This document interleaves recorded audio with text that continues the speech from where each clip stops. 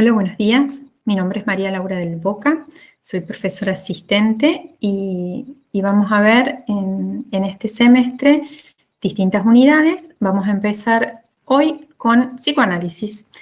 Psicoanálisis lo vamos a ver en dos partes. Hoy vamos a ver dos textos. Vamos a ver las conferencias sobre psicoanálisis, las 5 conferencias sobre psicoanálisis, que es un texto de Sigmund Freud, y el texto de la profesora Eva Rigotti, el psicoanálisis freudiano. Ustedes tienen esos textos en la bibliografía de la materia, y para el momento de la tutoría les voy a pedir que intenten leerlos para que puedan hacerme las consultas que consideren necesarias luego de vista esta clase y revisado el material. Bueno. Bien. Yo voy a estructurar la clase basándome en la organización del texto de Freud de las 5 conferencias, por el valor además histórico que tiene el texto en sí, por cómo organiza la información y por el contexto en el que ha sido realizado. Ya voy a entrar en ese detalle. Básicamente el objetivo de la clase va a ser destacar los conceptos fundamentales de la bibliografía de referencia, de estas dos que les acabo de mencionar, en relación al psicoanálisis. Al psicoanálisis como teoría y como método de investigación y de tratamiento, como método terapéutico. Vamos a ver su objeto principal de estudio, el inconsciente.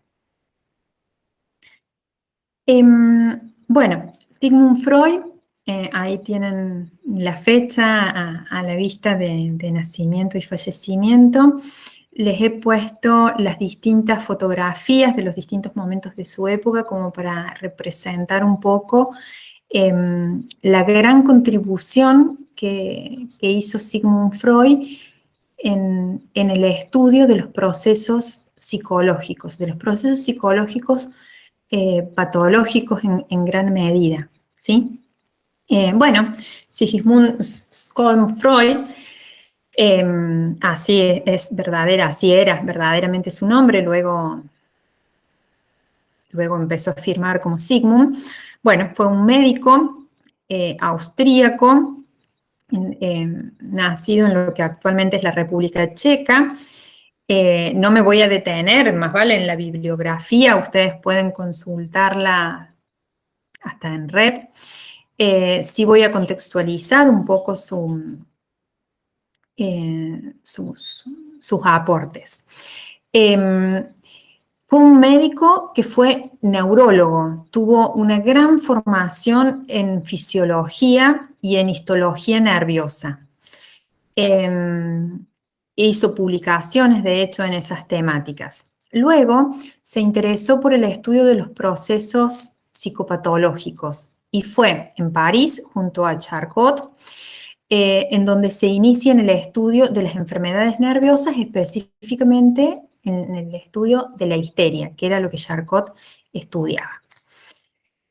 Es considerado en el ámbito de la psicología y del mundo científico actual, contemporáneo, el padre del psicoanálisis.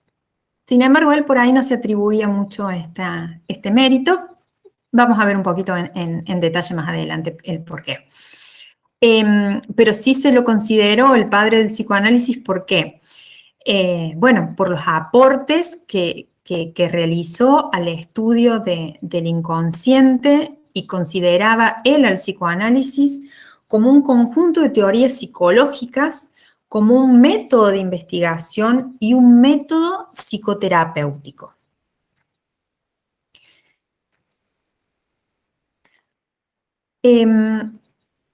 Vamos a ver el contexto de las 5 conferencias. Ustedes veían en la diapositiva anterior que Freud vivió 83 años. En este momento, en el momento de las conferencias, en 1909, 1910, es un momento en donde el psicoanálisis ya llevaba varios años de desarrollo, y él es invitado por Stanley Hall. Stanley Hall fue, bueno, el primer presidente de la Asociación Americana de Psicología, de la APA, de la Revista de Psicología Americana. Fue un psicólogo estadounidense, bueno, pionero en el mundo contemporáneo. Bueno, Stanley Hall lo invita a Freud a Estados Unidos, a su universidad, a fin de divulgar el psicoanálisis en Estados Unidos, que bueno, que sí era conocido, pero tampoco tanto. El psicoanálisis en su momento tuvo mucha resistencia por, bueno, por las teorías que sostenía, por las hipótesis que sostenía. Y en realidad en ese momento Freud estaba interesado en dar a conocer el psicoanálisis y dar a conocerlo, vamos a decirlo así, al público en general. ¿En qué sentido? En que él consideraba que el psicoanálisis podía ser llevado a cabo no necesariamente por médicos, porque de hecho decía que la formación del médico tradicional en ese momento no era la formación que se requería, o no era la formación suficiente que se requería para el tratamiento, por ejemplo, de problemáticas como la histeria. Ya lo vamos a ver un poquito en detalle más adelante. En estas 5 conferencias, entonces, Freud hace para un auditorio muy heterogéneo, no solamente eran médicos, hace una síntesis sobre la historia del psicoanálisis, la génesis y el ulterior desarrollo del método de indagación y de terapia, al que él va a llamar el método psicoanalítico, ¿sí? Mientras tanto, en estas 5 conferencias va a ir hablando de la evolución de esta estrategia de indagación, de las hipótesis que van haciendo, de las afirmaciones que van encontrando y por tanto de las teorías que van pudiendo construir. Bueno, en la primera conferencia, Freud habla mucho de los aportes de Breuer, ¿sí? Contextualiza el inicio de su trabajo, del trabajo de Freud, en base al trabajo de Joseph Breuer, un médico austríaco. En realidad, a este médico, Freud es a quien le atribuye el nacimiento del psicoanálisis. ¿Por qué? Por los aportes que él realizó respecto al tratamiento de la histeria. El doctor Breuer es considerado realmente una de las personas pioneras en el aporte de métodos psicoterapéuticos, ¿sí? Bueno, Joseph Breuer era médico, fisiólogo, psicólogo austríaco, descubridor de la función del oído en la regulación del equilibrio y del mecanismo de la regulación térmica del cuerpo por medio de la respiración. Eso es algo que lo representa mucho. En lo que nos convoca a nosotros en relación al psicoanálisis es el creador propiamente del método catártico o de cura a través del habla, como un tratamiento para los trastornos nerviosos, en especial para el tratamiento de la histeria. Y él va a presentar este método con el caso de una paciente a la que va a llamar Ana O. Es un caso que él trata por 2 años, por 1880 y 1882. Vamos a hablar un poquito de eso. Bueno,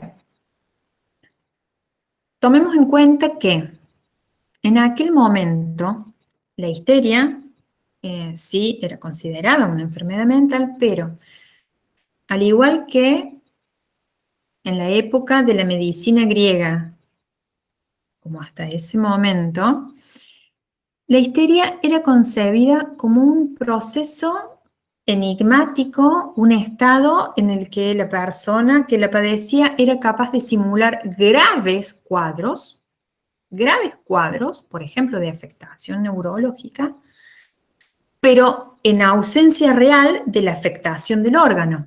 Los órganos de sus sentidos, las extremidades, estaban sanas y sin embargo la persona manifestaba una grave sintomatología de parálisis, por ejemplo.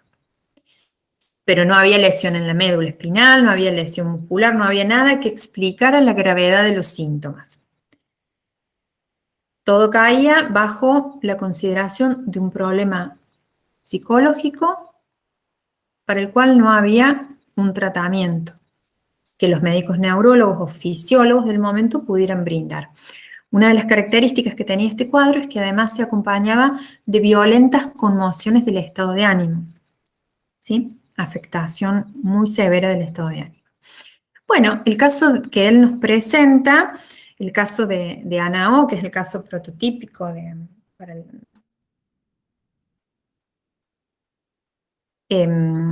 para la consolidación del tratamiento como método catártico.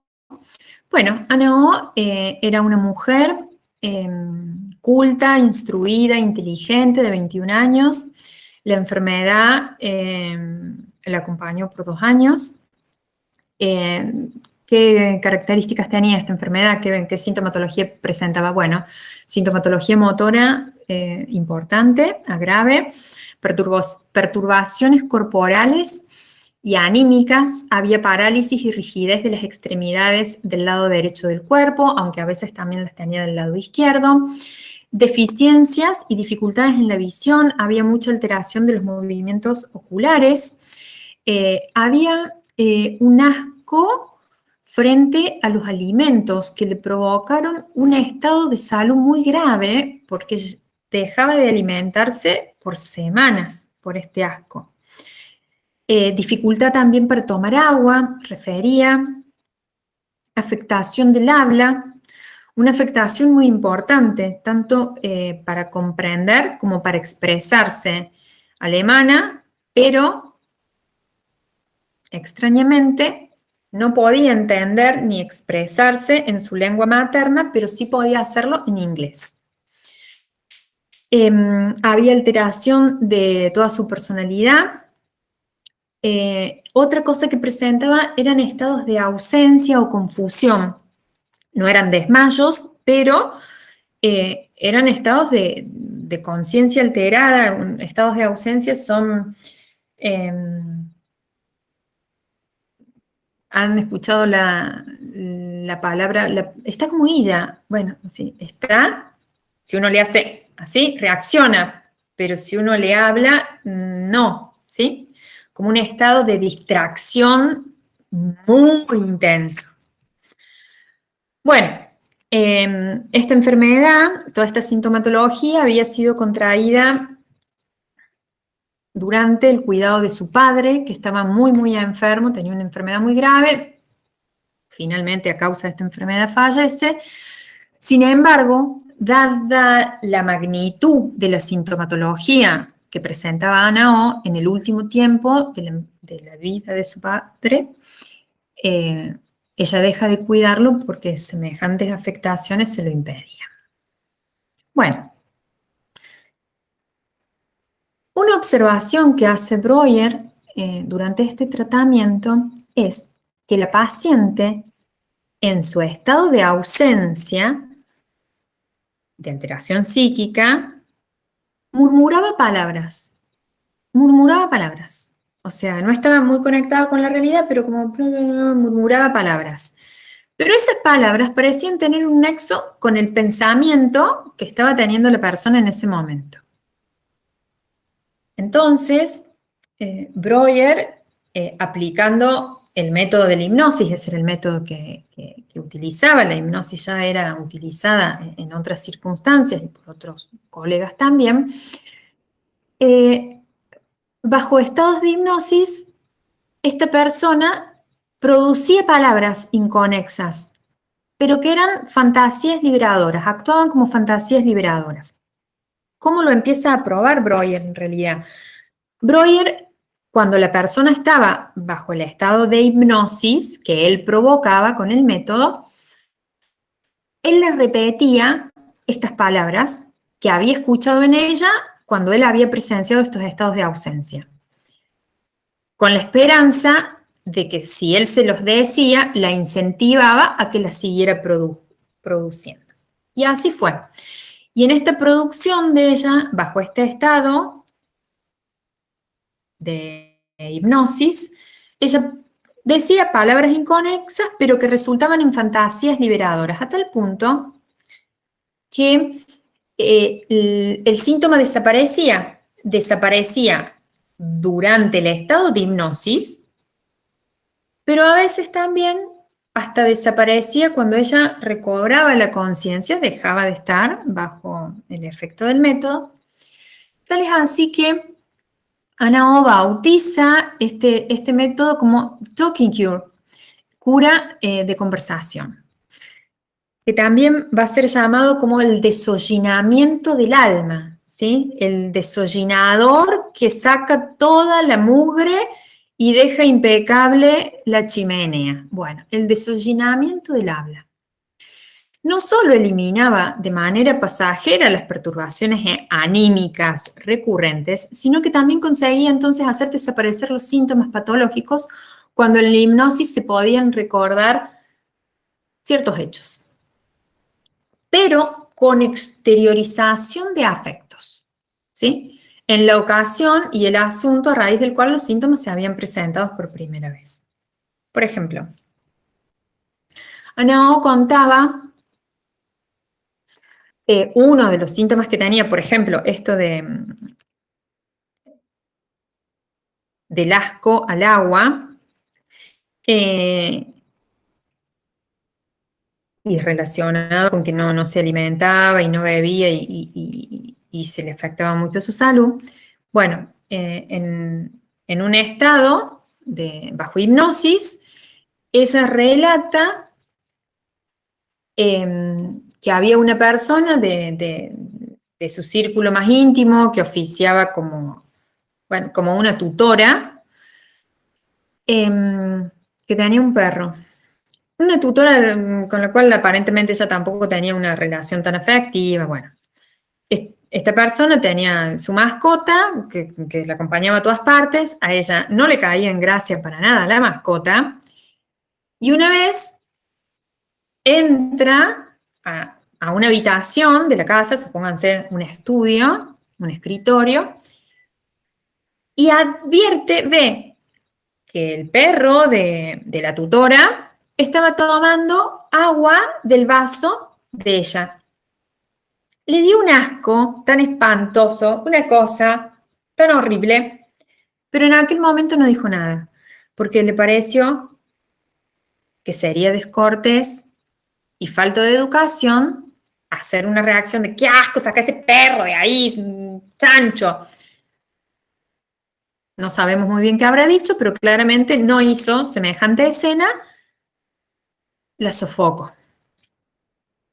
Cuando ella, en estado de hipnosis, relata este hecho, lo relata así, con la misma potencia con la que lo vivió. Y es ahí donde se produce esta situación de que el síntoma desaparece. Entonces, ¿qué van a advertir Breuer y Freud? Que el origen de los síntomas, en el origen de los síntomas, hay restos de vivencias plenas de afecto. No son situaciones que nos han sido indiferentes. Estas vivencias plenas de afecto es lo que van a llamar traumas psíquicos, y su particularidad, la particularidad del síntoma, se va a esclarecer en referencia a esa escena traumática que la causó. ¿Sí? Esta particularidad del síntoma, no puedo beber, tengo asco, está relacionada, van a decir ellos en ese momento, a esa escena traumática olvidada, porque en la conciencia, en el estado de conciencia, ella no recordaba. Bueno, entonces, van a decir que los síntomas son determinados por las escenas cuyos restos mnémicos ellos figuraban, ¿sí? Y van a decir también que para configurar un síntoma, la más de las veces es necesaria más de una escena traumática. No es que hay una única escena traumática que lo causó, puede que recuerde una sola, pero el afecto, ese afecto de asco, ha estado relacionada con distintas vivencias, ¿sí? Que generan terminando el síntoma del asco, pero no estaría relacionado exclusivamente esa vez que se vio el perro. ¿Me siguen hasta aquí? Espero que sí. Bien. Los aportes de Breuer, bueno, son dos observaciones cruciales que él hace luego para el psicoanálisis y una teoría puramente psicológica de la histeria, que son los procesos afectivos involucrados. Esto es como lo más importante, ¿no? En el sentido de que es una teoría psicológica para la comprensión de la histeria. Hasta el momento no había, porque, a ver, había teorías fisiológicas, neurológicas, que no podían explicar ese cuadro clínico. Sí, el cuadro clínico estaba alojado en la esfera de lo psicológico, de lo anímico, pero no había una teoría de cómo se conformaba este cuadro, qué lo producía y en qué derivaba. Bueno, Breuer va a sostener que tanto en el proceso de contracción, o sea, de adquisición de la enfermedad, como para su curación, intervienen los mismos procesos. Una de las observaciones que hace Breuer a través de este caso es que en aquella escena traumática va a haber una sofocación del afecto, ¿sí? Ha habido una intensa excitación en el sentido de afecto, de emoción, que ha sido sofocada, que no se ha permitido vivirse, expresarse en el cuerpo, en la palabra, a través de un grito, a través de una corrida, de una huida, de un insulto. Se ha sofocado, ¿sí? Bien. ¿Y qué van a decir? ¿Sí? ¿O qué va a implicar esto? Que hay un nexo entre el síntoma que hoy podemos ver del enfermo y aquella escena patógena que ha sido olvidada y que fue una vivencia traumática, que van a llamar trauma psíquico.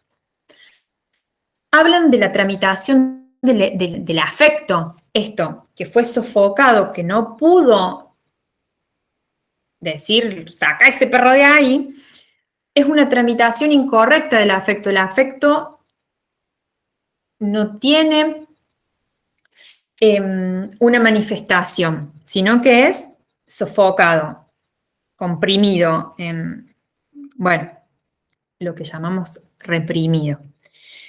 Los destinos de estos afectos, con magnitudes desplazadas, eran lo decisivo tanto en la contracción de la enfermedad como para el restablecimiento de la salud, ¿sí? Es lo que sostienen. Los afectos experimentaban en parte una transposición a inusuales inervaciones e inhibiciones corporales que se constituían como síntomas corporales, y a eso le van a llamar la famosa conversión histérica. La conversión histérica exagera parte del decurso de un proceso anímico investido de afecto. La segunda observación es la de los estados de conciencia en el acontecer patológico. El estado anímico tenía dos características o dos, particularidades. Una forma consciente y otra forma inconsciente. Un estado anímico consciente y un estado anímico inconsciente. A eso le van a llamar escisión de la personalidad. Algo que advirtió Breuer como condición es el fenómeno de la amnesia. En estado de conciencia, cuando la enferma estaba hablando con él, en estado de pleno uso de su conciencia, La enferma, Anao, había olvidado esas escenas patógenas y la relación que podían llegar a tener con sus síntomas. La hipnosis, durante el proceso hipnótico, lograba revocar esas escenas olvidadas y tras este trabajo del recuerdo, los síntomas disminuían o quedaban cancelados, al menos en ese estado de hipnosis. ¿Sí? Breuer va a decir que los síntomas histéricos nacían de unos particulares estados anímicos que él va a llamar hipnoides. Excitaciones que ocurren en estos estados hipnoides suelen devenir en patógenas porque no ofrecen las condiciones para el decurso normal de los procesos excitatorios y de afecto. Y así se obtiene el síntoma. Él va a decir, donde existe un síntoma, se encuentra una amnesia. Algo no va a recordar, no van a poder decirte. Hay una laguna del recuerdo y es el llenado de esa laguna que conlleva a la cancelación de las condiciones generadas del síntoma. Abandona Freud la hipnosis. ¿Por qué? Porque él advierte, primero lo toma como una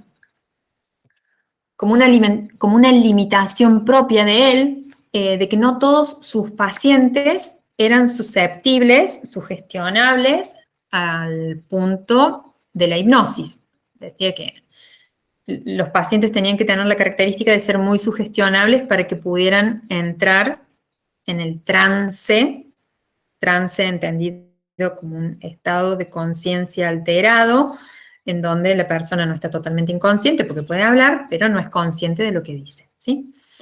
Bueno, él advertía que no todos sus pacientes podían con esto, o él no podía con todos sus pacientes este método de la hipnosis, pero sí seguía sosteniendo que el valor catártico de hablar de la palabra debía mantenerse, nada más que había que reestructurar la técnica.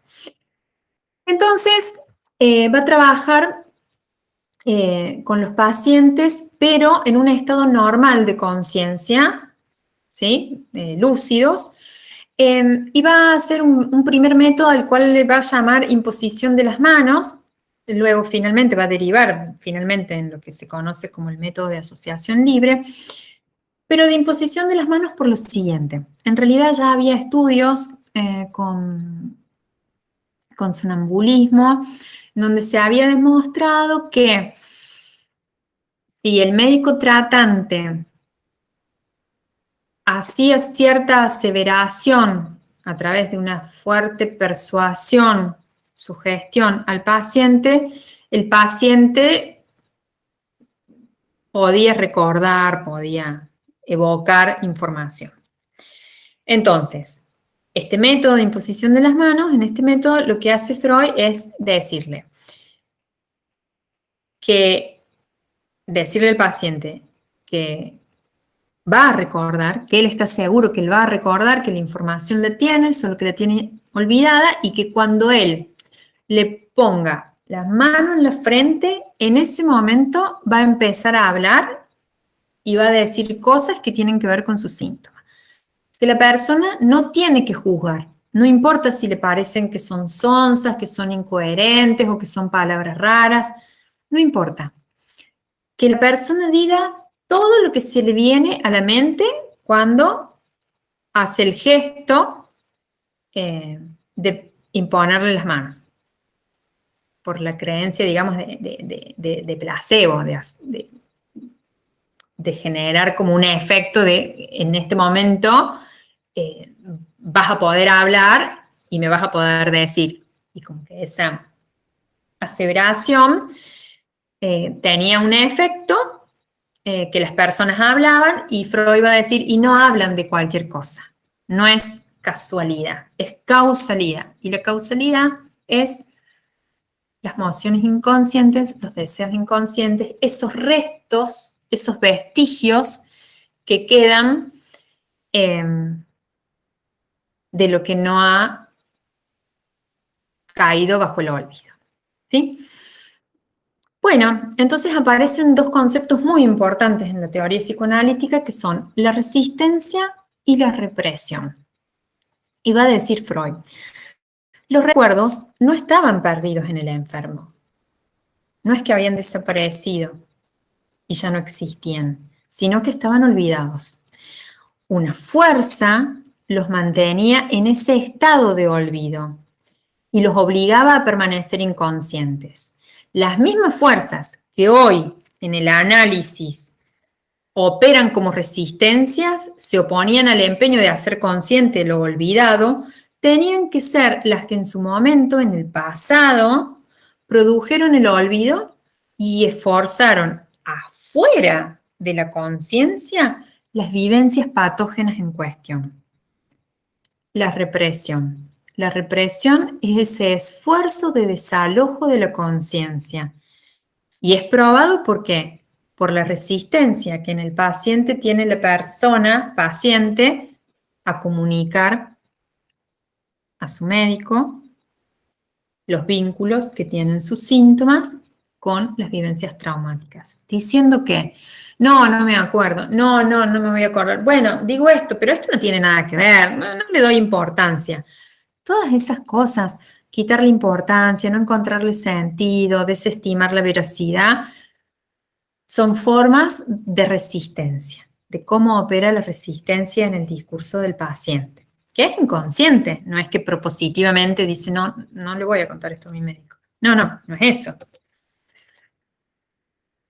Bueno, ¿cuáles eran las fuerzas y las condiciones de la represión? ¿Por qué? ¿Por qué acontecía? Bueno, Freud va a decir que en aquellas vivencias de los enfermos afloró una emoción de deseo inconciliable con las demás exigencias éticas y estéticas de la personalidad.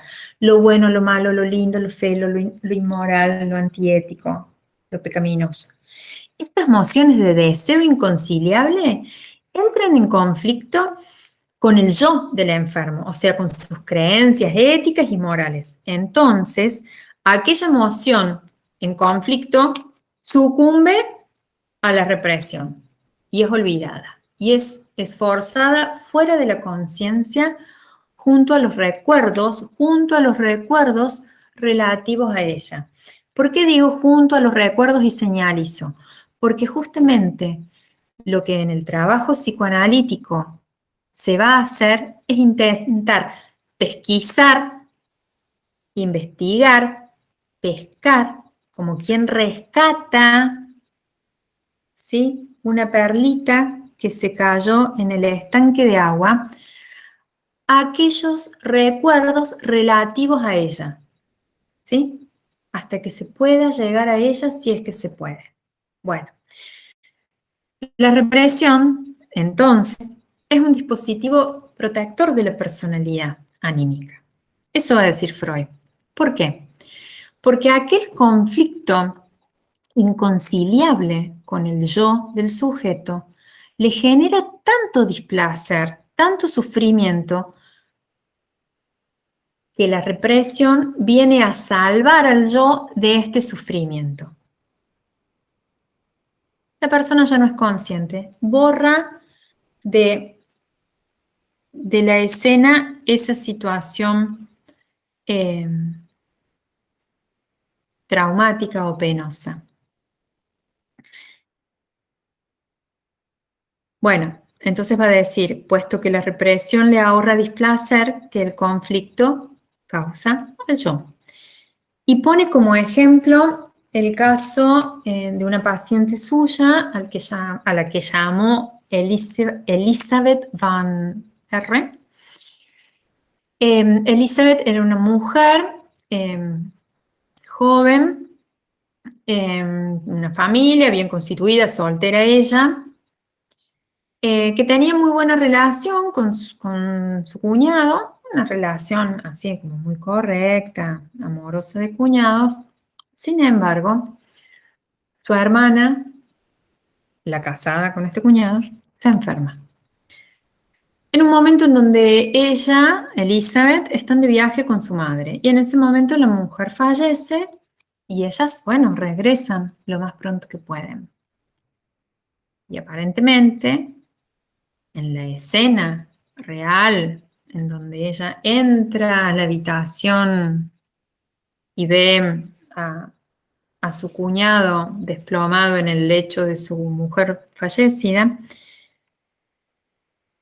piensa, se le viene un pensamiento a la mente de ahora él es libre y yo me puedo casar con él.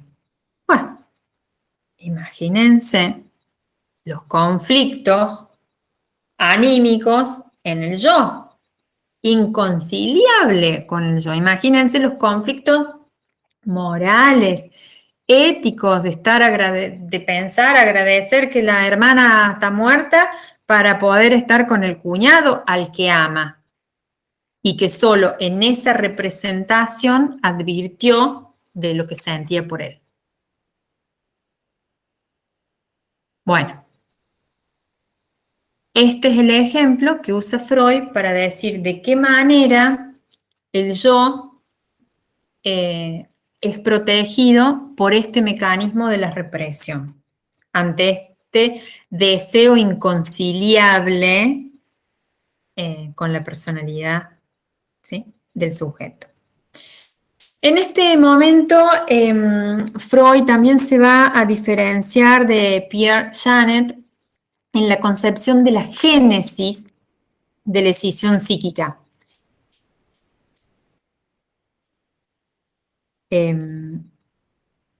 Conciencia, inconsciencia, ¿sí? Para Freud, esta decisión de la conciencia, esta escisión psíquica, se debía al conflicto de fuerzas anímicas en lucha, ¿sí?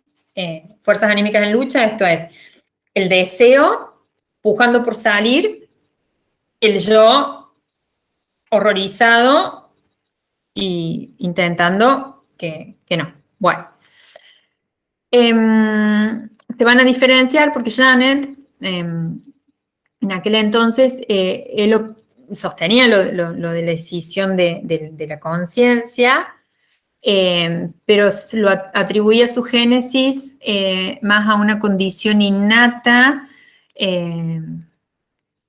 como de herencia, de dificultad en la síntesis de la integración de estos estados del ánimo. Bueno, otro concepto importante que surge aquí es el de formación sustitutiva, el síntoma, ¿sí?, como formación sustitutiva. Es una formación sustitutiva, va a decir Freud, porque de la emoción de deseo reprima perdura en lo inconsciente al acecho de la oportunidad de ser activada y aflorar a la conciencia. Y se las arregla para enviar a la conciencia una formación sustitutiva, desfigurada y reconocible de lo reprimido, a lo que pronto se le van a anudar las mismas sensaciones de displacer que uno creyó ahorrarse mediante la represión, porque el síntoma genera dolencia, displacer, desagrado. Bueno, esta formación sustitutiva de la idea reprimida, el síntoma, es inmune a los ataques del yo. Y ahora surge un padecer sin término en el tiempo. ¿Por qué es inmune a los ataques del yo?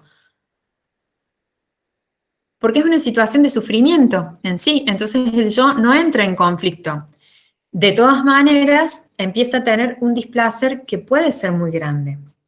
Para el restablecimiento de la salud, el síntoma debe ser transportado por esos mismos caminos hasta la idea reprimida. Eso va a decir Freud. El síntoma, para constituirse en síntoma, hizo un recorrido desde la idea reprimida hasta la formación del síntoma. Supónganse la parálisis del miembro superior derecho. Bueno, ahora, para que ese síntoma desaparezca, hay que hacer a través del trabajo psicoanalítico, de análisis, el mismo camino, pero inverso, hasta poder llegar a la escena reprimida. Lo reprimido debe poder ser devuelto a la conciencia, a la vida anímica consciente. ¿A través de qué? Del lenguaje, ¿sí? De lo que el paciente, el enfermo, la enferma pueden decirle a su analista. La tercera conferencia, los mecanismos del inconsciente, ¿cómo operan? De eso va a hablar. Y va a hablar de la técnica de asociación libre, ¿sí? ¿Qué es esto? Que la persona ya no con el procedimiento de la imposición de las manos, sino simplemente con la indicación de que hable en relación a qué cree que causó sus síntomas, sin juzgar lo que se le viene a la mente. Que diga, bueno, va a decir, ¿qué va a decir? Lo que va a decir va a ser una alusión sustitutiva. En ese discurso va a estar desfigurado la verdadera representación inconsciente. La ocurrencia, esta insólita o que no tiene nada que ver, alocada, tenía que comportarse respecto al elemento reprimido como una alusión, como una figuración de él en el discurso indirecto. La desfiguración resultaría tanto mayor cuanto más grande fuera la resistencia de su devenir consciente. Mientras la persona más desacreditaba lo que estaba diciendo, eso era sinónimo de que era mayor la resistencia que estaba operando en ese momento. Y Freud acá habla de algo muy interesante que no se había hablado nunca, que es las formas de manifestación del inconsciente en la vida de las personas, pero no solo de los enfermos. Él va a decir, el inconsciente se manifiesta en todos, no necesariamente. El psicoanálisis estudia e intenta tratar los procesos patológicos de histeria. Y el síntoma es una manifestación del inconsciente en situaciones de patología mental. Pero en la vida anímica de personas normales o sanas, hay manifestaciones del inconsciente. Y va a decir, estas manifestaciones son los chistes, ¿sí? Los dobles sentidos que tienen los chistes, los actos fallidos, los lapsus, eso de el típico ejemplo de acto fallido, mencionar a una novia con el nombre de la exnovia. ¡Ah! Será un desastre. Bueno, o lapsus, esas ausencias. De pronto no me puedo acordar, tengo que nombrar a mi jefe y tengo que presentarlo y no me puedo acordar, no me viene a la mente el apellido, por favor, qué vergüenza. Bueno, un lapsus. Pero iba a decir, nada de eso es casualidad, nada es casualidad de eso. En todos ha pasado el inconsciente intentando traspasar las barreras de la represión y se manifiesta de una manera desfigurada. Y de lo otro que va a hablar es de la interpretación de los sueños. Freud va a considerar la interpretación de los sueños la vía regia para el conocimiento de lo inconsciente. ¿Por qué? Porque va a decir que a través de la interpretación de los sueños, ¿sí? Del trabajo analítico de interpretar el sueño, se pueden advertir todos los procesos anímicos que intervienen en el estado anímico consciente e inconsciente. Y que esos mismos procesos anímicos que vemos en la normalidad de un sueño son los procesos que han intervenido o que intervienen en la conformación de los síntomas de la neurosis, de la histeria, por ejemplo, ¿sí? Entonces va a decir, en los sueños, cuando nosotros hablamos de lo que soñamos, cuando nosotros lo recordamos, bueno, luego va a decir que no se recuerda plenamente y por qué el sueño es tan susceptible de caer en el olvido, va a decir que eso es uno de los mecanismos de la represión. Esto de que uno enseguida se despierta y ya no se acuerda o tiene el registro, pero que son solo de partes, no es el sueño entero. Bueno, esto que se nos aparece a nosotros, que nosotros podemos relatar a otra persona y que podemos describirlo como si fuese una escena de una película en donde hay un guión, donde hay gente que habla, donde vemos lo que acontece, donde además también podemos decir los sentimientos que acompañan o las emociones que acompañan, bueno, va a decir que eso que nosotros decimos es el contenido manifiesto del sueño, es lo superficial. Pero que en realidad eso no es la expresión literal, transcripta de mis emociones inconscientes, mis deseos inconscientes. Eso va a ser el contenido latente, los pensamientos oníricos latentes, inconscientes, pero que son desfigurados por el proceso de la represión en contenido manifiesto. La desfiguración onírica va a trabajar acá y es obra de las fuerzas defensoras del yo, que no dejan aflorar a la conciencia de manera directa el deseo inconsciente, ¿sí? Sino que lo desfiguran a modo defensivo. Freud va a hablar del trabajo del sueño. El trabajo del sueño involucra procesos anímicos, procesos psíquicos, que son la condensación y el desplazamiento, y que son los que van a configurar el contenido manifiesto. Supónganse que yo sueño que voy al cine, quiero comprar una bandejita de nachos, hago una fila larga, cuando llego el vendedor dice, se acabaron. Ay, y yo me quedo entre con un enojo y una frustración, y bueno, entro a ver la película. Y cuando entro a ver la película, ahí me encuentro con fulanita, la que fue mi compañera de la primaria, y con el vecino. Fin del sueño. Bueno, Freud va a decir, este contenido manifiesto de los nachos que no encuentro, que no están, que se acabaron, no significan eso exactamente, representan otras cosas. Y esas cosas pueden ser varias, por eso la condensación, ¿sí? Condenso en un elemento varias representaciones inconscientes, anímicas mías. Voy a ser medio caricaturesca en el ejemplo que les doy, pero supónganse, puede que represente mi deseo de ascenso laboral frustrado porque no llego, mi deseo a una recompensa económica mejor, bueno, distintas cosas. Y el desplazamiento, ¿por qué? Porque también va a decir que la emoción que yo manifiesto en el sueño puede ser contraria a la de mis deseos inconscientes. O pueden depositarse en otros elementos o en otras representaciones, por eso lo del desplazamiento. Bueno, la cuarta conferencia, acá aparecen temas muy controversiales para el psicoanálisis de la época, imagínense, y está relacionada con la sexualidad, ¿sí? La sexualidad y la sexualidad infantil. La investigación psicoanalítica, va a decir Freud, nos muestra que las emociones de deseo patógenas son de naturaleza de unos componentes pulsionales eróticos y que las perturbaciones del erotismo son responsables de la enfermedad de ambos sexos. El trabajo del análisis no se detiene en la época en donde se adquirió la enfermedad o el síntoma, sino que debe remontarse hasta la pubertad, cuando no, la más de las veces, hasta la primera infancia en realidad de la enferma. Las vivencias de la infancia explican la susceptibilidad para posteriores traumas, va a decir Freud.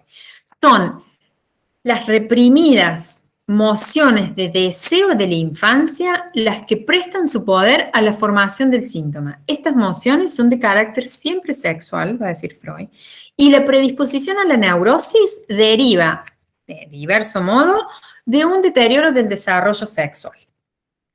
Habla de sexualidad infantil, de elección de objetos, de placer, de satisfacción, de libido, habla de las distintas fases de la maduración sexual, pero desde la más tierna infancia, como se decía en aquella época, desde situaciones de satisfacción autoerógena del bebé, hasta cuando la satisfacción se va poniendo en un objeto externo y se va invistiendo de libido un objeto externo, bueno, y allí es donde habla también luego, no lo desarrolla no lo desarrolla en las conferencias porque no hay tiempo para esto, él no tiene tiempo para esto. Pero luego es cuando habla de el complejo de Edipo, bueno, la elección de objeto y todo eso. Y habla de teorías sexuales infantiles. Dice que los niños son capaces, en ese momento de la infancia, de hacer teorías sexuales. No importa el conocimiento que tengan del mundo, ¿sí? La información que los adultos le den. Con la capacidad cognitiva que tienen, limitada por la edad, arman sus propias teorías infantiles, ¿sí? Y va a decir que una parte de su quehacer intelectual de ese momento vital se pone al servicio de los intereses sexuales. A tal punto está atravesado el niño o la niña por la sexualidad. ¿Y de qué se tratan estas teorías sexuales infantiles? Y bueno, acerca de cómo nacen los niños, de cómo se conciben, cómo se paren, etc. Encuentra que hay coincidencia respecto a considerar que se conciben por ser ingeridos, por ser tragados, que se paren por el recto, cómo se despide la materia fecal, cuestiones relacionadas al entendimiento del acto sexual, que tienen teorías acerca de la hostilidad del acto. Bueno, el hecho de esta investigación sexual, como las diversas teorías que produce, conservan valor determinante para la formación del carácter del niño y el contenido eventual de su neurosis posterior. Recordemos que para Freud, la estructura neurótica implica 3 posibles patologías: fobia, obsesión y la histeria. ¿Sí? Entonces, por eso dice, de cómo estas teorías se produzcan y el valor va a ser determinante para el carácter del niño, si va a ser un niño dócil, con personalidad fuerte, rebelde, ¿ok? Y el contenido eventual de la neurosis que puedan llegar a tener. Bien. En la quinta conferencia, en la quinta conferencia, otro elemento que tiene muchísima relevancia en psicoanálisis es el concepto de la transferencia, ¿sí? Y este concepto va a decir, corrobora el supuesto sobre las fuerzas pulsionales sexuales de la neurosis. ¿Por qué? Va a decir, la transferencia es un fenómeno en el cual el neurótico vuelca sobre su médico un exceso de emociones tiernas, contaminadas muchas veces de hostilidad incluso, como celos, ¿sí? Supónganse así, ¿no? Celos, reclamos, puesta en falta, y que no se fundan en un vínculo real, ¿sí? No se fundan en un vínculo real de amor, de una relación de un hombre y una mujer, no. Pero que son situaciones en donde el enfermo vive en relación a su médico, por eso, este resto de pulsiones sexuales y que se manifiesta por ahí con esta exacerbación como de la seducción o enojos como si fueran reclamos a un novio. Se los estoy exagerando para que lo comprendan, pero de eso se trata. ¿Y qué dice? Deviene de antiguos deseos fantasiados de la enferma, que nada tiene que ver con la persona del médico, pero que están devenidos inconscientes y que revive en su relación con el médico aquella parte de su vida de sentimientos que él ya no puede evocar en el recuerdo, contarle a su médico. Y solo reviviéndolos en la transferencia puede convencerse de la existencia del enfermo, del poder de esas emociones inconscientes. De hecho, para un colega de Freud, Sandon Ferenczi, él va a sostener que en ese fenómeno de la transferencia, el médico desempeña en esta reacción el papel de un fermento catalítico, asimilándolo a fenómenos químicos, en donde este fermento catalítico, representado por la figura del médico, temporariamente atrae hacia sí todos los efectos que libremente devienen en ese proceso analítico a raíz del proceso analítico, ¿sí? Y Freud va a decir, el fenómeno de la transferencia no es un fenómeno que se dé exclusivamente en la relación analista-analizado, médico-enfermo. Puede darse en otras relaciones de interacción entre seres humanos, maestro, alumno, jefe subordinado, bueno, o en distintas relaciones, ¿sí? Otro concepto muy importante de la quinta conferencia es la sublimación. La sublimación es el proceso mediante el cual la energía de emociones infantiles, sexuales, de deseo, no es bloqueada, sino que permuta a una meta superior, que eventualmente no es sexual, sino que es más distante, de hecho, y que puede ser considerada socialmente deseable, de tal manera que no entra en conflicto con el yo. La sublimación, va a decir Freud, es el decurso natural de muchas de estas pulsiones sexuales infantiles cuando finaliza la adolescencia y cuando estamos en la juventud temprana, en donde se deja de poner energías en la satisfacción de emociones sexuales para ponerlas en otras metas. Y él va a decir, la meta de la productividad en el trabajo, en la profesión, es la sublimación de aquellas emociones, bueno, reprimidas, sexuales reprimidas, ¿sí? Bueno, hasta aquí por hoy. Hemos visto un montón de información y me he extendido muchísimo. Les pido que repasen el material. Esto les va a servir de guía para orientar la lectura, si es que no lo han hecho todavía. Ahonden en el texto de la profesora Eve Rigotti, que es un texto que contiene más información todavía porque contiene información hasta el final de la obra de Freud, ¿sí? La obra de Freud tuvo 59 años de evolución, ¿sí? Y acá estamos, cuando él da esa conferencia, más o menos a la mitad. Sí, más o menos a la mitad. Entonces, ese texto que les estoy diciendo completa mucho la información. Nos vemos en la tutoría con las preguntas que tengan. Que tengan una buena jornada.